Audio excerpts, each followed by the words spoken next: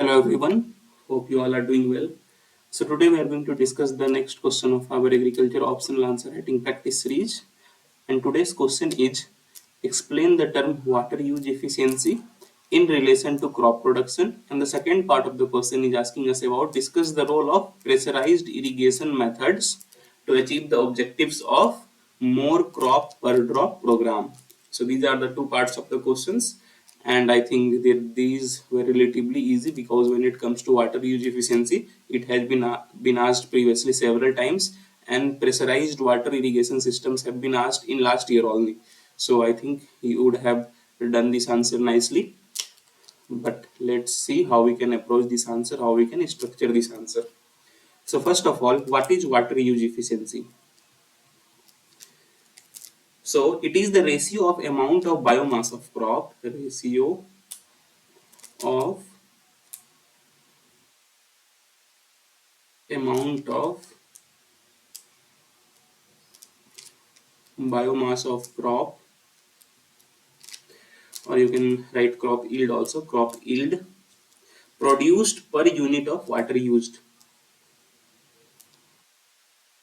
produced per unit of water used. So what is water use efficiency? It is the amount of biomass of crop yield, how much the biomass is of crop yield which is produced by the use of water irrigation water we are using in the field. Okay, suppose the irrigation water is highly used and the yield is low. Obviously our efficiency will be low, and if the water used is low and our yield is high, obviously irrigation will be very high. Obviously water use efficiency will be very high. So this is the kind of relationship between water use efficiency and yield, and it is generally expressed in, for example, it can be expressed in kg of crop produced per cubic meter of water used, produced per cubic meter of water used. So this is what how you can define water use efficiency, and there are several factors on which it depends. Factors on which water use efficiency depends. This could be crop type. There are several crops which require high amount of water to grow. For example, you can give here rice, sugarcane. They will require high amount of water to grow, and there are some other crops also which will require low amount of water to grow, such as millets, oil seeds, some pulses. Even wheat requires a low amount of water as compared to rice and sugarcane. So crop type is one factor. Soil properties is another factor, because many times what happens, there is huge losses of water in soil only. So soil properties is another factor. Climate, obviously if there will be arid climates, there will be huge losses due to evaporation, so that will decrease our water use efficiency. So climate is another factor.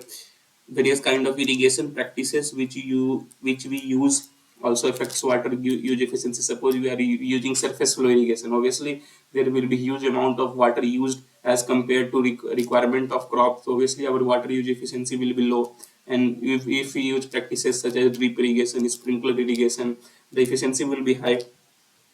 Agronomic practices also has effects. For example, we are using mulching, so obviously mulching will conserve the water and it will increase our water use efficiency. So these are some common 4 5 factors which affect our which our water use efficiency generally depends. So I hope you understand this, although it was not asked in question, but for a broader understanding of you I have explained this. Now let's see the second part of the question. The second part of the question is asking us about the role of pressurized irrigation methods to achieve the objectives of per crop more drop. So first of all, you should understand what these pressurized irrigation methods are. So where water is transported using some pressure systems, either it could be a motor, either it could be pump or other things. There are various equipments and technologies now have been used in pressurized irrigation systems. The common examples are drip irrigation and sprinkler irrigation. These are the ones which are uh, commonly used as pressurized methods. Okay, so I hope you understand this. Now we will see how it has role in achieving the objective of more crop per drop. Obviously, first of all, it will provide efficient water delivery. There will be targeted application. As we see in drip irrigation, the water is provided directly to the roots of the plants, so that it will be helpful. Obviously, if there will be targeted application, the losses will be reduced. Okay. Secondly, it will improve crop yields. Obviously, we are providing irrigation directly to the root, so the optimal moisture levels will be maintained. It will maintain optimal moisture levels, and if the optimal moisture levels are maintained, obviously our yield will increase. And it will also lead to stress reduction in plant. Many times what happens, due to lack of water, the plants go into stress, and that has a huge effect on our yield. But if we provide a good amount of water, the stress will be obviously reduced. Obviously, water resource conservation, it is water saving practice. It will also increase our energy efficiency. Many times you see in villages or in fields nearby the villages, you will see that the machines are started and they are operated overnight to surface flow the water in the field. But in drip irrigation, we can manipulate the usage of machine. We will only use that whenever the water requirement is required, and for a exact duration. So that will obviously reduce the energy efficiency, or that will increase the energy efficiency also. So that can be done. It provides flexibility in farming, because we have now a variety of water to be used, so our variety of crops will also increase. So variety of crops which we can produce will be increased. Here the crops will be able to adapt to conditions, because we are providing good amount of water. So one factor for which crop will have to face stress will be reduced. Okay. So it will increase the adaptation of crops.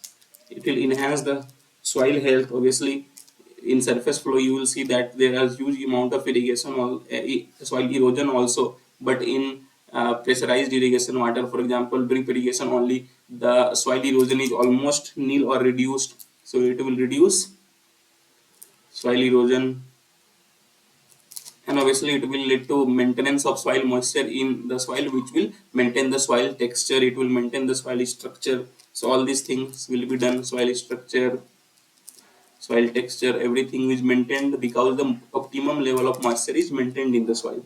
Obviously, we can integrate with modern technologies such as precision agriculture, because in precision agriculture we need to calculate how much amount of water is given in which part of field.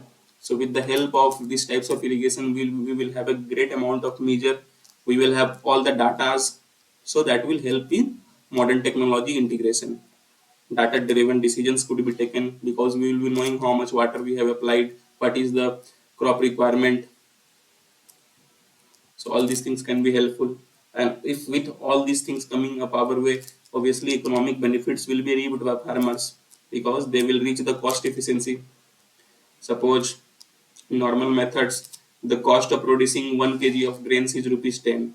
With using these efficient methods, we can reduce this cost to 5. And if this will happen, obviously the farmer will get more benefits, and obviously it will lead to sustainability, because their soil is conserved, water is used, efficiency is increased, water is conserved. So all these things will lead to sustainability. So these are the 6-7 points which you can obviously write here, and there are more other points which you can write, but I think for this question, as it is divided into 2 parts also, so 6-7 points will be enough. But if you want to add points, if you want to add new points, simply let us know by commenting, so that we can see in which direction you are going and the points you are adding are up to the mark or not. So that is all. And here you should add a conclusion also, and that will be on you, how these techniques are efficiency increasing the water use efficiency, how per crop more drop, if it is successful, how it can help the farming communities in India. So that would be a good conclusion. So I hope you understand the both parts of the question, and now you will be able to write a very good answer, and your structured answer will be very good. So that is all for today. If you like it, please press the like button. Please do share, and please do subscribe. It takes a lot of hard work to make such videos for you on regular basis, and if you like, if you share, if you subscribe, it motivates us to make more such videos for you regularly. So that is all for today. Have a nice day. Thank you.